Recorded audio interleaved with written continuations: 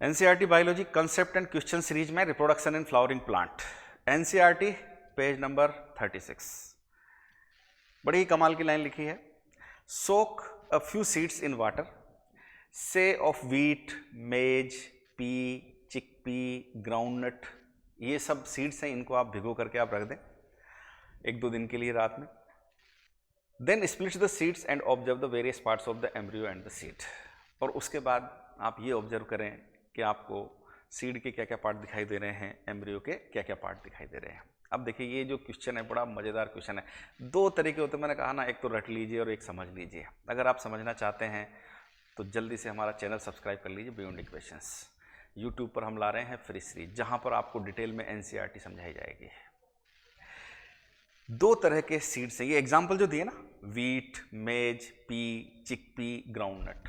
पहले तो आपको ये देखना पड़ेगा, क्या देखना पड़ेगा, इनमें कुछ सीड्स तो है एंडोस्पर्मिक और कुछ सीड है नॉन एंडोस्पर्मिक। जैसे व्हीट की हम बात करें तो व्हीट एक एंडोस्पर्मिक सीड है, मेज की हम बात करें तो मेज एक एंडोस्पर्मिक सीड है। वहीं अगर हम पीज, चिकपीज, ग्राउंडनट की बात करें तो ये तीनों के तीनों नॉन एंडोस्पर्मिक सीड हैं। अब ये कह रहा है कि जब सीड जर्मिनेशन होगा तो सीड जर्मिनेशन के बाद आपको क्या दिखाई देगा।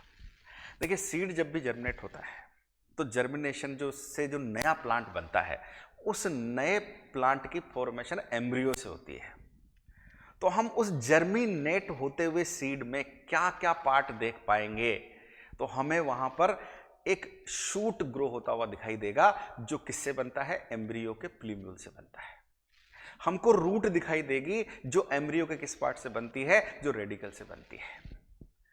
इसके साथ साथ जो अभी मैंने एंडोस्पर्मिक नॉन एंडोस्पर्मिक की बात की, वो क्यों महत्वपूर्ण है, वो इसलिए महत्वपूर्ण है कि अगर सीड नॉन एंडोस्पर्मिक है, जैसे चिकपी हो गया, पी हो गया, ग्राउंडनट हो गया, तो इन सीड्स में जो नॉन एंडोस्पर्मिक होते हैं, सारा फूड का स्टोरेज कहां होता है, सारा फूड का जो स्टोरेज होता है वो कोटिलीडन में होता है, और एम्ब्रियो का जो मेजर पार्ट होता है वो कोटिलीडन होता है। और इसलिए आपको मटर में, चने में, मूंगफली में आपको बड़े बड़े कोटिलीडन ग्रीन फॉर्म में दिखाई देंगे जर्मिनेट होते समय।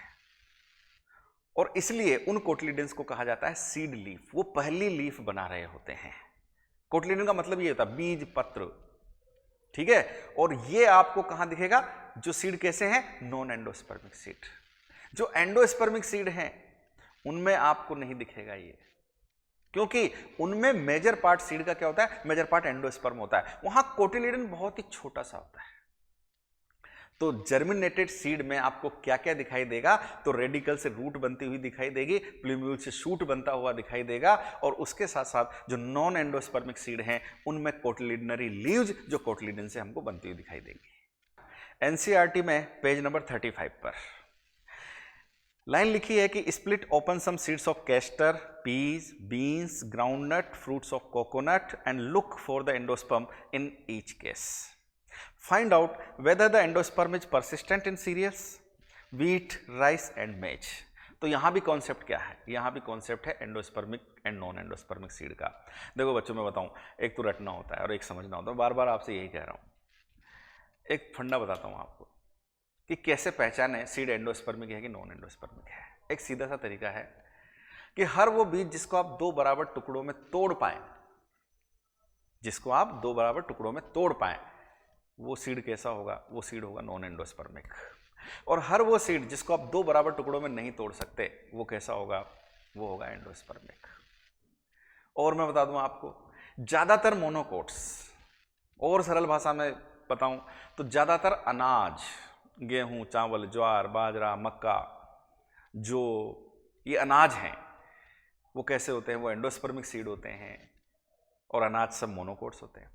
और ज़्यादातर दालें, और दालें तो सारी ही, और द से दाल, द से डाइकोट, तो जो दालें होती हैं वो नॉन एंडोस्पर्मिक होती हैं।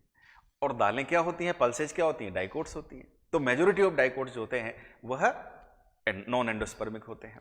अब जो यहाँ एग्जाम्पल दिए हुए हैं, कुछ ऐसे भी होते हैं जो डाइकोट हैं लेकिन एंडोस्पर्मिक हैं, जैसे कैस्टर। कैस्टर डाइकोट है लेकिन उसका सीड कैसा होता है, तो उसका सीड एंडोस्पर्मिक होता है। पी, तो मटर की जब हम बात करते हैं तो मटर जो होती है दाल है, तो सीड कैसा हो गया, नॉन एंडोस्पर्मिक। पी हो गया, बीन हो गया, ग्राउंडनट हो गया, ये सब नॉन एंडोस्पर्मिक हो गया। लेकिन जब हम कोकोनट की बात करते हैं तो कोकोनट एंडोस्पर्मिक सीड है, ठीक है। और मैंने बता ही दिया जितने भी अनाज होते हैं, गेहूं, चावल, ज्वार, बाजरा, मक्का, जो ये सब कैसे हैं, तो ये सब जो है एंडोस्पर्मिक सीड है। ध्यान में रखने का तरीका यही है कि हर वो बीज जिसको 2 बराबर टुकड़ों में तोड़ा जा सके वो नॉन एंडोस्पर्मिक होगा। और वो क्यों, लॉजिक भी बता देता हूं, क्योंकि वो 2 बराबर टुकड़े क्या होते हैं, वो उसके 2 कोटलीडन होते हैं। क्योंकि नॉन एंडोस्पर्मिक सीड में सारा का सारा जो फूड होता है वो कोटलीडन में होता है, एम्ब्रियो का मेजर पार्ट कोटिलीडन ही होता है।